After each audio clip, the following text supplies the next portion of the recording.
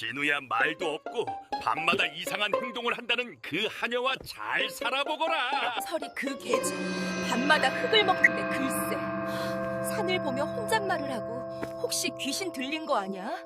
도령님, 그 계집애를 조심하시게나. 아, 사람이 흙을 먹는다는 게 어디 정상이겠소 요물이지?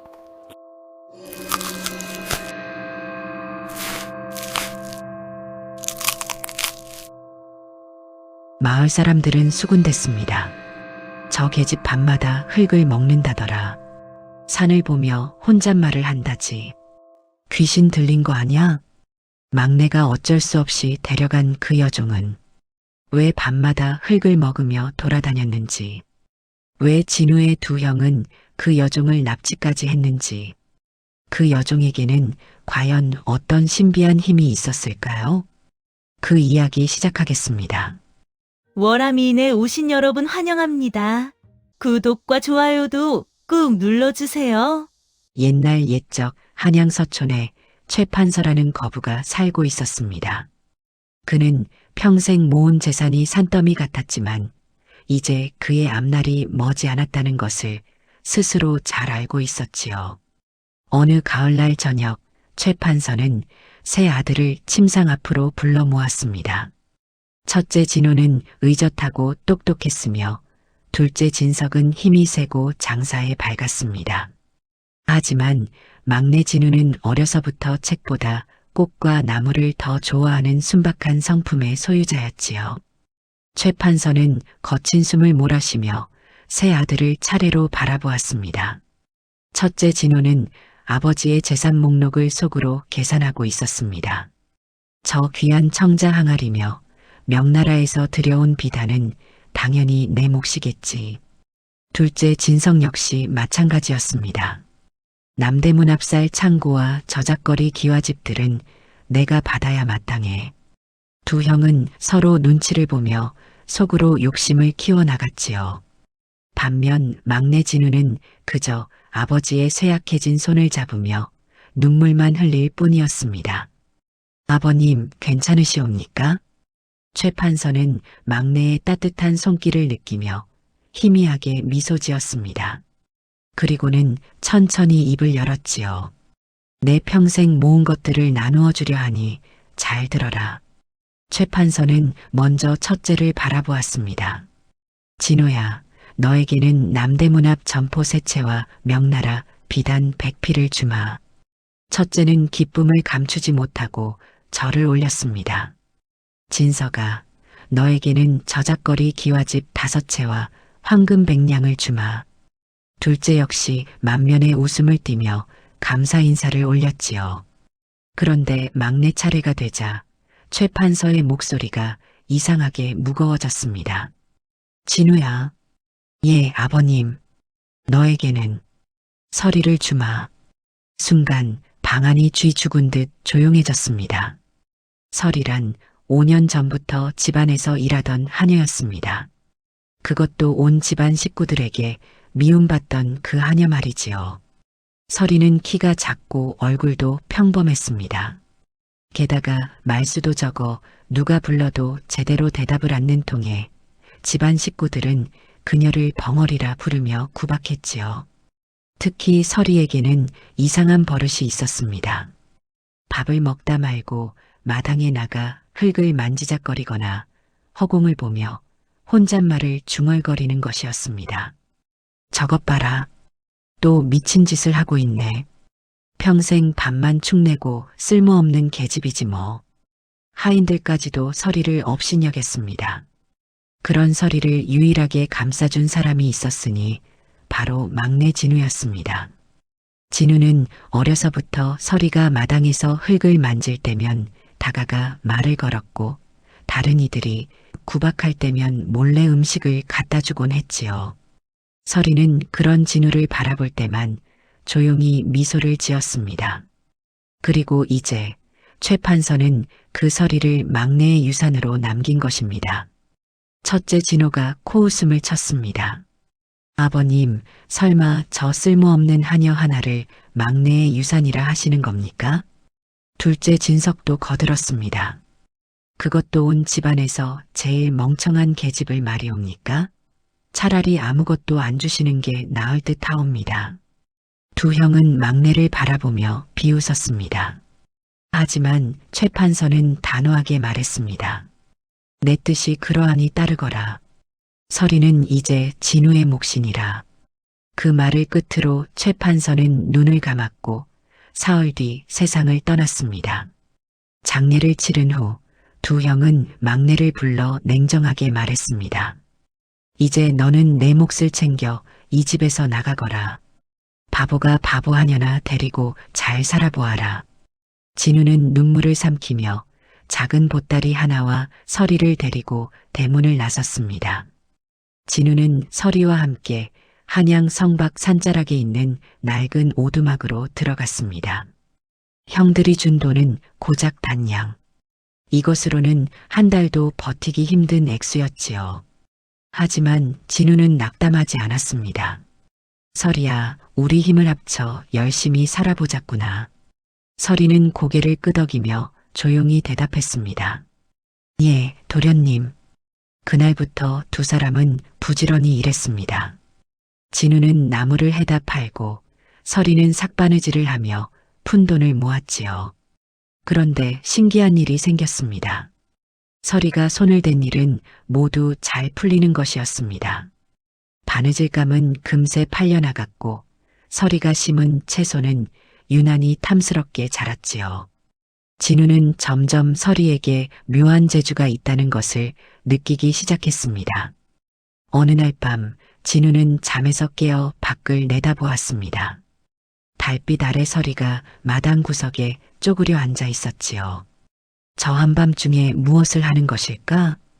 진우가 다가가 보니 서리는 흙을 손가락으로 찍어 혀에 대고 있었습니다. 서리야, 무엇을 하는 게냐? 서리는 놀라 고개를 들었지만 이내 담담하게 대답했습니다. 땅의 기운을 보고 있나이다, 도련님. 땅의 기운이라니? 예. 이 땅은 물기가 많고 쇠 기운이 섞여 있사옵니다. 여기에 물을 심으면 잘 자랄 것이옵니다. 진우는 고개를 갸우뚱했지만 서리의 말대로 며칠 뒤 무씨를 뿌렸습니다. 그런데 놀랍게도 한 달도 채 안 되어 무가 다른 밭에 2배나 크게 자라났습니다. 이웃 사람들이 신기해하며 몰려왔고 진우의 무는 날개 돋친 듯 팔려나갔지요. 그날 이후로도 서리의 기묘한 행동은 계속되었습니다. 산을 바라보며 혼잣말을 하거나 빗물이 고인 곳을 유심히 살피는 모습이 자주 보였지요. 진우는 점점 확신하기 시작했습니다. 서리에게는 보통 사람들이 가지지 못한 특별한 눈이 있다는 것을 말입니다. 서리의 신기한 재주 덕분에 진우의 살림은 점점 나아졌습니다. 하지만 좋은 일에는 늘 시샘이 따르는 법이지요. 저 집 하녀가 귀신 들렸다던데? 밤마다 흙을 먹고 산을 보며 주문을 외운다지 뭐야. 혹시 요물은 아닐까? 그래서 최 판서 댁에서도 내쫓은 거 아니겠어? 마을 사람들의 수군거림이 점점 커져갔습니다. 어느 날 진우가 장에서 돌아오는 길에 동네 노인 하나가 다가와 말했습니다. 진우 도련님, 그 계집애를 조심하시게나. 사람이 흙을 먹는다는 게 정상이겠는가? 진우는 손을 저으며 서리를 변호했습니다. 서리는 그저 땅을 살필 뿐이옵니다. 나쁜 짓을 하는 게 아니라오. 하지만 집으로 돌아온 진우의 마음 한구석에는 작은 물음표가 생겼습니다. 서리는 대체 어떻게 저런 일을 할 수 있는 것일까? 보통 사람과는 다른 무언가가 있는 것일까? 그날 밤 진우는 서리가 달빛 아래에서 산을 바라보는 모습을 물끄러미 지켜보았습니다. 다음 날 저녁 진우는 용기를 내어 서리에게 물었습니다. 서리야, 내게 묻고 싶은 것이 있다. 너는 어찌 땅의 기운을 읽고 물이 어디 있는지 알 수 있느냐? 서리는 한참 동안 입술을 깨물며 망설이다가 천천히 입을 열었습니다. 도련님, 사실 저는 어려서부터 남들과 달랐나이다. 어떻게 다른데? 땅이 제게 말을 거는 것 같사옵니다. 어디에 물이 흐르고 어디에 쇠가 묻혀 있으며 어느 땅이 기름지고 척박한지 그것들이 보이고 들리나이다. 진우는 놀란 표정으로 서리를 바라보았습니다. 그렇다면 너는 예, 선친께서는 저를 지안을 가진 아이라 부르셨나이다. 땅을 보는 눈을 타고났다고 하셨지요. 서리는 조용히 덧붙였습니다. 선친은 명지관으로 계셨사옵니다. 하지만 돌림병으로 일찍 돌아가시고 저는 최판서 댁으로 팔려갔나이다. 판서 어르신만이 제 재주를 알고 계셨지요. 진우는 비로소 모든 것이 이해되었습니다. 아버지는 결코 쓸모없는 하녀를 준 것이 아니었습니다. 가장 귀한 보물을 맡긴 것이었지요. 그날 밤 진우는 서리에게 정중히 말했습니다. 서리야, 내가 너를 믿겠다. 내가 가진 재주로 우리 함께 더 나은 삶을 꾸려보자꾸나. 서리의 눈에 눈물이 글썽였습니다. 도련님, 정말이옵니까? 그래, 하지만 한 가지 부탁이 있다. 무엇이든 말씀하옵소서. 마을 사람들 앞에서는 내 재주를 함부로 드러내지 말자. 사람들은 이해하지 못하는 것을 두려워하니까. 서리는 고개를 끄덕였습니다. 알겠나이다, 도련님. 그날 이후 두 사람의 사이는 더욱 깊어졌습니다. 진우는 서리를 더 이상 하녀로 대하지 않았습니다. 밥상을 함께 앉아 먹고 일도 함께 나누어 했지요. 어느 봄날 진우는 장에서 비녀 하나를 사왔습니다. 서리야, 이걸 내게 주고 싶구나. 서리는 놀라 손사래를 쳤습니다. 도련님, 이런 귀한 것을 제가 어찌. 내가 귀한 사람이니 귀한 물건을 받아야지. 서리는 떨리는 손으로 비녀를 받아들었습니다. 그 순간 서리의 마음속에서 오래전부터 싹트고 있던 감정이 활짝 피어올랐지요. 진우 역시 서리를 바라보는 자신의 마음이 단순한 동료애가 아님을 깨닫기 시작했습니다. 어느 날 서리가 진우에게 조심스럽게 말을 꺼냈습니다. 도련님, 한양 북쪽에 있는 황무지를 아시나이까? 아, 형님들이 버린 그 땅 말이냐? 소금기가 가득해서 풀도 자라지 않는다던데. 예, 바로 그곳이옵니다. 서리는 조심스럽게 말을 이었습니다. 제가 며칠 전 그곳을 지나다가 땅을 살펴보았나이다. 그런데 이상한 점을 발견했사옵니다. 무엇이? 땅 깊은 곳에 맑은 물줄기가 흐르고 있사옵니다. 아주 깊은 곳이라 아직 아무도 모르는 것이지요. 진우는 눈을 크게 떴습니다. 그렇다면 그 땅을 사셔야 하옵니다. 지금은 헐값에 팔리고 있을 것이옵니다. 하지만 우리에게 그럴 돈이 어디 있단 말이냐? 서리는 방 한구석에서 보자기를 꺼내왔습니다. 그동안 모은 돈이 20냥쯤 되었지요. 이것으로 우선 작은 땅이라도 사셔야 하옵니다. 반드시 좋은 날이 올 것이옵니다. 진우는 서리의 진지한 눈빛을 보며 결심했습니다. 좋다. 내 말을 믿겠다. 다음 날 진우는 형들을 찾아가 황무지 한 귀퉁이를 사겠다고 했습니다. 형들은 배를 잡고 웃었지요. 뭐, 내가 그 쓸모없는 땅을 사겠다고? 첫째 진호는 코웃음을 쳤습니다. 이제 보니 내 하녀만 미친 게 아니라 너까지 미쳤구나. 둘째 진석도 거들었습니다. 그래, 좋다. 20냥 내놔라.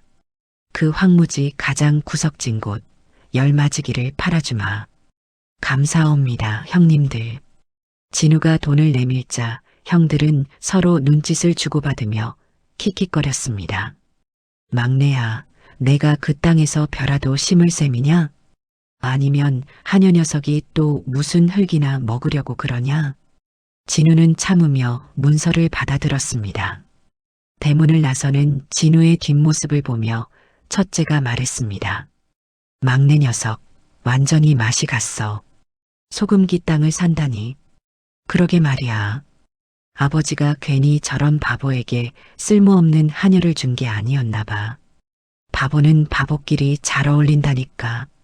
두 형은 술잔을 기울이며 실컷 웃어댔습니다. 그러나 그들은 몰랐습니다. 자신들이 방금 팔아넘긴 땅이 얼마나 귀한 보물인지, 그리고 막내가 얼마나 현명한 선택을 했는지 말이지요. 진우는 집으로 돌아와 서리에게 문서를 보여주었습니다. 서리야, 우리가 해냈구나. 서리는 환하게 미소 지으며 고개를 끄덕였습니다. 그의 여름 한양에 무서운 가뭄이 찾아왔습니다. 하늘은 석 달 넘게 비 한 방울 내리지 않았고 논밭은 쩍쩍 갈라졌지요. 한강 물마저 바닥을 드러낼 지경이었습니다. 백성들은 하늘의 제사를 지내며 비를 빌었지만 하늘은 꿈쩍도 않았습니다. 이러다 다들 굶어 죽겠어. 우물도 다 말랐는데 어쩐단 말이야. 사람들의 한숨소리가 마을마다 가득했습니다. 진훈의 형들도 마찬가지였습니다. 점포에서 장사가 안 되잖아. 다들 먹고 살기 바빠서 물건을 안 사. 우리 쌀 창고도 텅텅 비었어. 곡식값만 치솟으니 팔 것도 없고. 형들은 재산이 줄어드는 것을 보며 초조해하기 시작했습니다. 반면 진우는 매일 아침 서리와 함께 황무지로 향했습니다. 서리야, 정말 이곳에서 물이 나올까? 예, 도련님. 머지 않았나이다. 땅이 그리 말하고 있사옵니다. 서리는 땅에 귀를 대고 오랫동안 무언가를 듣고 있었습니다. 그리고 마침내 어느 날 아침이었습니다. 진우가 괭이로 땅을 파던 중 갑자기 축축한 흙이 나왔습니다. 서리야, 여기 흙이 젖어 있다. 더 파보셔야 하옵니다. 진우는 힘을 내어 계속 팠습니다. 한 자, 두 자, 세 자. 그리고 마침내 콸콸콸 맑은 물줄기가 솟아올랐습니다. 물이다. 물이야. 진우는 소리쳤습니다. 물은 멈추지 않고 계속 솟아올라 작은 웅덩이를 만들었지요. 소문은 삽시간에 퍼졌습니다. 진우 도령네 황무지에서 샘물이 터졌다더라. 이 가뭄에 말이야? 기적이구만. 사람들이 물을 얻으러 몰려들기 시작했습니다. 진우는 돈을 받지 않고 누구에게나 물을 주었습니다. 도련님, 물값을 받으셔야 하옵니다. 서리가 조용히 말했지만 진우는 고개를 저었습니다. 힘든 때에 서로 돕는 게 사람의 도리 아니겠느냐. 하지만 고마운 마음을 가진 사람들은 쌀, 나물, 배 등을 가져와 진우에게 주었습니다.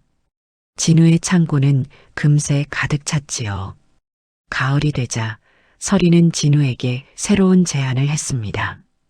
도련님, 이제 이 땅에 배추를 심으셔야 하옵니다. 배추를? 이 소금기 많은 땅에? 예, 물이 솟아나며 소금기가 많이 빠져나갔사옵니다. 게다가 이 땅의 기후는 배추를 키우기에 가장 좋나이다. 진우는 서리의 말을 따라 배추씨를 뿌렸습니다.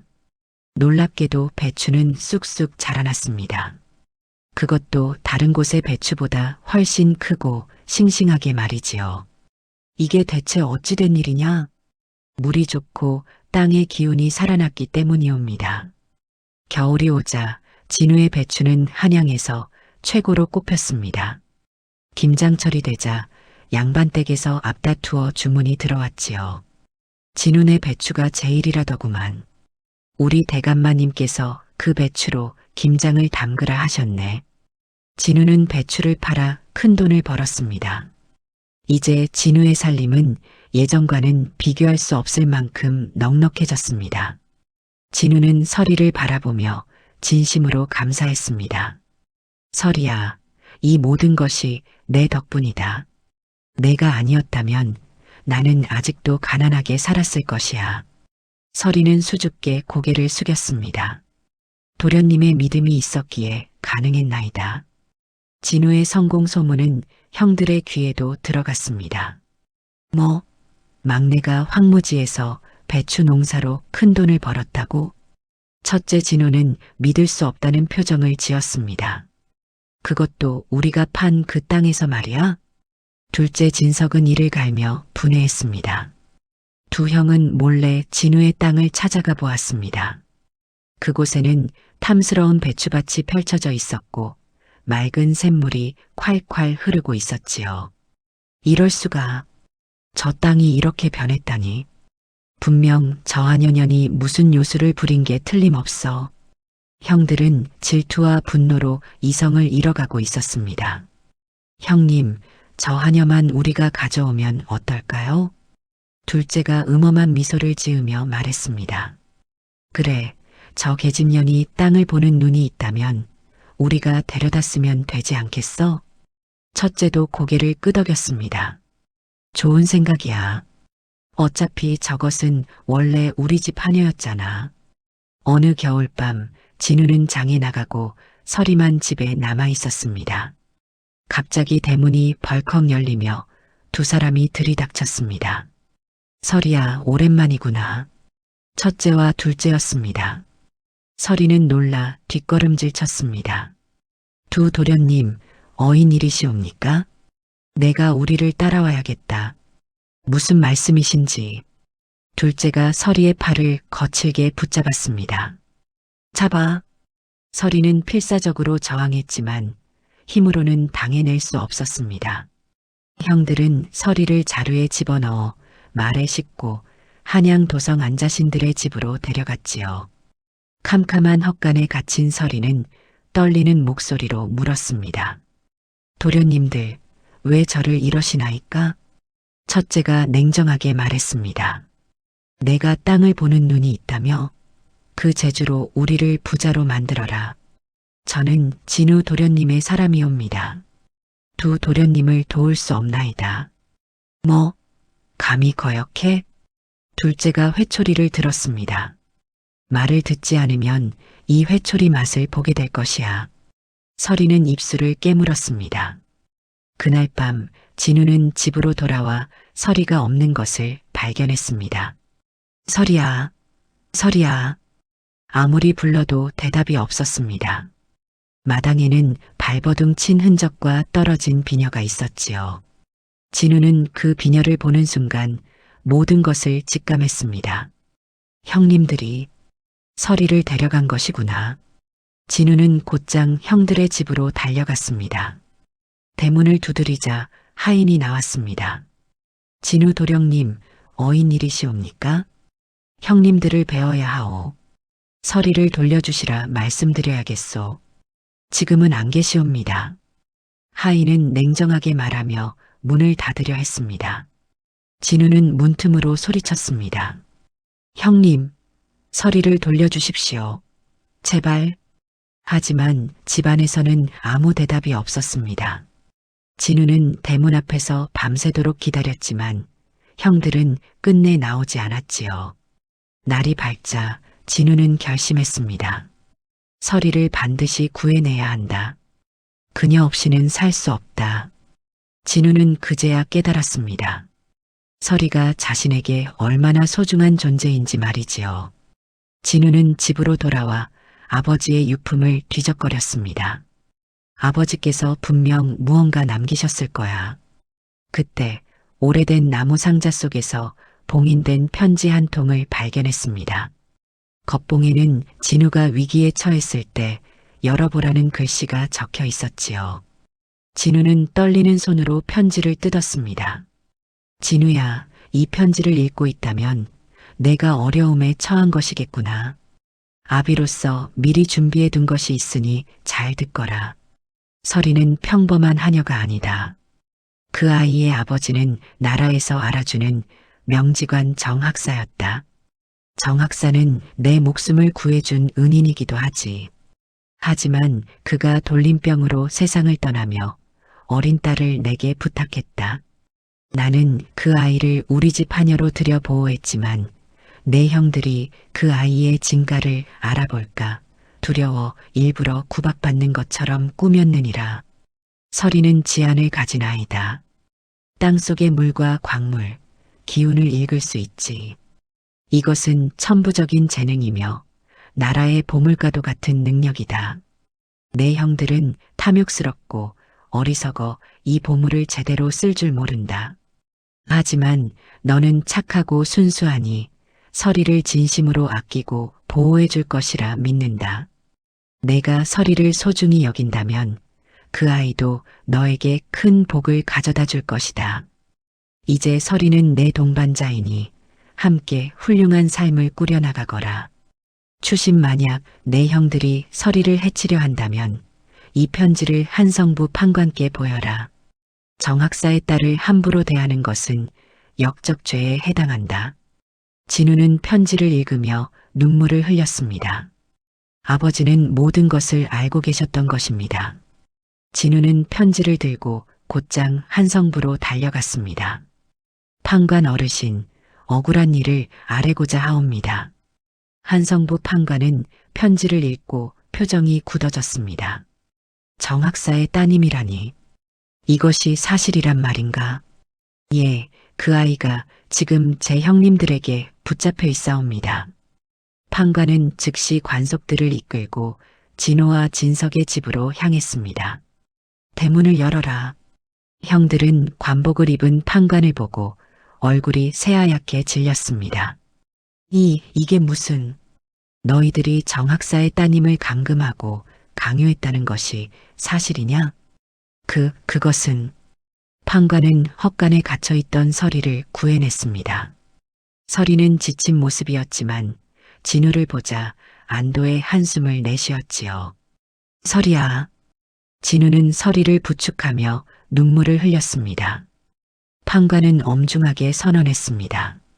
진호, 진석, 너희는 귀한 혈통을 가진 이를 함부로 대하고 강요한 죄로 모든 재산을 몰수하고 귀양을 보낸다. 형들은 그 자리에서 무릎을 꿇었지만 이미 때는 늦었습니다. 그렇게 교만하고 탐욕스러웠던 형들은 하루아침에 거짓 신세가 되었지요. 며칠 후 진우는 회복한 서리와 함께 자신의 배추밭에 나란히 서 있었습니다. 저녁 노을이 황무지를 황금빛으로 물들이고 있었지요. 진우는 용기를 내어 입을 열었습니다. 서리야, 내게 할 말이 있다. 예, 도련님. 이제 도련님이라 부르지 말아주겠느냐? 서리는 고개를 갸웃하며 진우를 바라보았습니다. 진우는 깊이 숨을 들이쉬고 말했습니다. 서리야, 나는 내가 없으면 안 된다. 내 재주 때문이 아니라 내 자체가 내게 소중하기 때문이다. 서리의 눈이 흔들렸습니다. 내 아내가 되어주겠느냐? 이제는 주인과 종이 아니라 진정한 동반자로 평생을 함께하고 싶다. 서리의 눈에서 눈물이 흘러내렸습니다. 도련님, 아니, 진우나리, 저 같은 것을 내가 귀한 혈통이라서도 특별한 재주가 있어서도 아니야. 너라는 사람이 좋아서다. 서리는 고개를 끄덕이며 조용히 대답했습니다. 예, 기꺼이 나리의 아내가 되겠나이다. 두 사람은 마주보며 환하게 웃었습니다. 그날 이후 진우와 서리는 부부가 되어 함께 농사를 지었습니다. 서리의 안목과 진우의 성실함이 합쳐지자 그들의 땅은 한양에서 가장 기름진 땅으로 변했지요. 몇 년 후 진우는 한양에서 손꼽히는 거상이 되었습니다. 어느 날 누더기를 걸친 두 사람이 진우의 집 문 앞에 나타났습니다. 바로 진호와 진석이었습니다. 막내야, 우리 좀 살려다오. 진우는 한숨을 쉬며 말했습니다. 형님들, 들어오십시오. 서리가 걱정스럽게 물었습니다. 날이 괜찮으시겠나이까? 괜찮아. 아버지께서 가르쳐 주신 대로 해야지. 진우는 형들에게 따뜻한 밥 한 그릇과 깨끗한 옷을 주었습니다. 형님들, 제가 드릴 수 있는 건 이것뿐입니다. 하지만 한 가지 말씀드리고 싶습니다. 두 형은 고개를 숙였습니다. 아버지께서 주신 건 하녀가 아니라 사람의 가치를 알아보는 안목이었습니다. 사람을 귀하게 여기고 진심으로 대하면 그 사람도 진심으로 답해준다는 것을 말이지요. 진우는 형들에게 작은 땅 한 떼기를 주었습니다. 이제 형님들도 스스로 일하며 사십시오. 탐욕이 아닌 정직함으로 말입니다. 두 형은 눈물을 흘리며 절을 올렸습니다. 해가 지고 진우와 서리는 나란히 자신들의 땅을 바라보았습니다. 서리가 조용히 말했습니다. 서방님, 행복하나이다. 진우는 서리의 손을 꼭 잡으며 미소 지었습니다. 나도 그렇소. 두 사람의 그림자가 노을 속에서 하나가 되어 길게 드리워졌습니다. 옛말에 백절불굴이라는 말이 있습니다. 어떠한 난관에도 굽히지 않고 이겨나간다는 뜻이지요. 하지만 그보다 더 중요한 것은 사람을 진심으로 대하는 마음입니다. 재물이 아닌 사람이 진정한 보물임을 알았던 최 판서의 지혜, 그리고 그것을 실천한 진우의 착한 심성이 결국 모두를 행복하게 만든 것이지요.